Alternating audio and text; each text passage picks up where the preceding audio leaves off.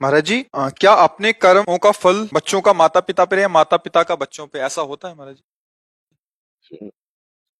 क्योंकि हम संबंध स्वीकार किए हुए हैं। जैसे आपका बच्चा कहीं जाकर के अधर्म आचरण किया, पुलिस जब आएगी, यही प्रमाण लौकिक प्रमाण से देख लीजिए, तो आपको कड़वे वचन और शासन मिलेगी, क्योंकि वो आपका बेटा है। आप कहोगे मैंने तो कुछ नहीं किया। नहीं, तुम उसकी माँ हो, पता है तुम्हें कहाँ होगा वो, तुम्हें बताना पड़ेगा, तुम्हें दंड मिलेगा, क्योंकि वो तुम्हारा बेटा है। अच्छा, अब तुम्हारा बेटा भगवान का भजन करके भगवत भक्ति में तन्मय है। अच्छा, ये महाराज जी की माता है। अरे बड़ी कृपा, आपको प्रणाम मिल रहा है ना, किस लिए? आपका बेटा भगवान का भक्त हुआ। ध्रुव जी का जब परम पद पर आरूढ़ होकर विमान जा रहा था, तो उन्होंने भगवान के पार्षदों से कहा मेरी माँ। तो बोले वो जो अगला विमान बड़ा तेजस्वी जा रहा है ना, उसमें माँ जा रही है। पुत्र के कर्मों का माता पिता परिवार पर प्रभाव, और माता पिता के कर्मों का पुत्र पे प्रभाव। कर्मों का तो इतना बड़ा सूक्ष्म स्वरूप है कि समझना, जैसे जुआ हो रहा है और आप केवल ऐसे ही जा रहे थे, देखा जुआ हो रहा है क्या, आप खड़े हो गए, और जब पुलिस आएगी ना, तो पहला डंडा तुम्हारे पड़ेगा।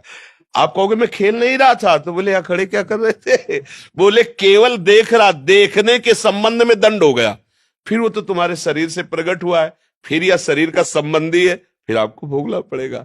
इसीलिए भगवान से प्रार्थना करते हैं कि हमें ऐसा पुत्र मिले, ऐसा पति मिले, हमारा ऐसा परिवार मिले जो भगवान के चरणों में भक्ति रखता हो। हमें ऐसी जगह जन्म मिले जिससे हम, आप भक्त हो लेकिन आपका परिवार अभक्त है, अब वहां वो कोई भी अधर्म आचरण करेगा तो आपको उसका क्लेश भोगना पड़ेगा, नहीं भोगना पड़ेगा। भाई इसका पिता बंद करो इसको, अभी वो पता खुद खुद आ जाएगा। जब्त करो, इसकी संपत्ति जब्त करो। जब कोई बहुत अपराधी नहीं मिलता ना, तो उसका परिवार, उसका घर, उसके रिश्ते नाते दूर का मामा लगता है। उसके यहां भी डंडा चलेगा जाके, तुम्हारे यहाँ आया था? नहीं आया था। चार लोगों से पूछेंगे, हड़काएंगे, पूरी जगह देखेंगे, क्यों? बोले दूर का मामा लगता था। थोड़ा भी संबंध धर्मा, ऐसे ही भगवान की भक्ति करने वाले की 21 पीढ़ियां तर जाती, शास्त्र में लिखा 21 पीढ़ियां। क्यों? थोड़ा भी संबंध, क्यों हमारे है, इसी संबंध से उसको लाभ मिल जाता है। तो ऐसा तो कर्म का सहयोग देखा गया, प्रगट में भी देखा गया है और बाहर भी देखा गया है। जैसे अग्नि की सामर्थ्य दाहिका शक्ति है, आप जान के छुओ, अनजान में छुओ, जबरदस्ती कोई छुआ दे या भूल से छू, सबका परिणाम एक ही होगा, वो जला देगी। उसमें दायिका शक्ति है। ऐसे मन लगे तो राम कृष्ण हरि, मन न लगे तो राम कृष्ण हरि, फल बराबर मिलेगा।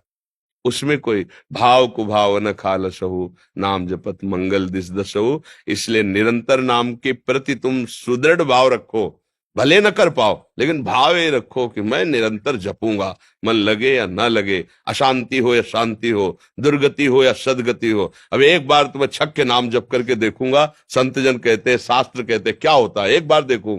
न जाने कितने जीवन हमने विषय भोगों में दिए, अब एक जन्म में भगवान के नाम, अभी अभी तूफान मच जाएगा। पर हम लोगों का क्या है कि निश्चय बहुत फिसड्डी स्वभाव है। अभी कह रहे ब्रह्मचर्य से चलेंगे, अभी कह रहे संयम से चल रहे हैं, और जहां सामने भोग आए तो सब भूल जाते हैं, उन्हीं में फिसल जाते हैं, हाथ कुछ नहीं लग पाता। इसलिए दृढ़ बनो और दृढ़ता से भगवान का नाम जप करो। एक दिन ऐसा आएगा कि नाम छोड़ना चाहोगे तो भी नहीं छोड़ पाओगे। भगवान बहुत कृपालु है, और उनसे ज्यादा कृपालु उनका नाम है। हमको जबरदस्ती रटना है, राधा राधा राधा राधा राधा राधा राधा राधा, परमानंद है। सच्ची कहते हैं, यहां और वहां सुखी रहोगे, इह परलोक सकल सुख पावत, मेरी सो भैया कृष्ण गुण संचु। हरिवंश महाप्रभु कहते हैं, तुम्हें मैं शपथ खा के कहता हूं, अगर तुम कृष्ण कृष्ण और उनके गुणों का गान करोगे तो तुम यहां भी सुखी रहोगे और वहां भी सुखी रहोगे। अभी आपको एक सुई आपकी जानकारी में चुभ होना चाहे तो आप भयभीत हो जाएंगे।